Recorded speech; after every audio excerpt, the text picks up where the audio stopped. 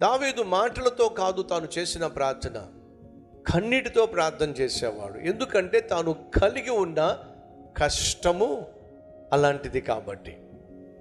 ఈరోజు మనలో కొంతమంది కన్నీటితో ప్రార్థన చేయలేకపోతున్నారు. దానికి 2 కారణాలు ఉన్నాయి. ఒకటి, నువ్వు కలిగి ఉన్న కష్టము అంత పెద్ద కష్టము కాదు కాబట్టి నీకు కన్నీళ్ళు రావటం లేదు.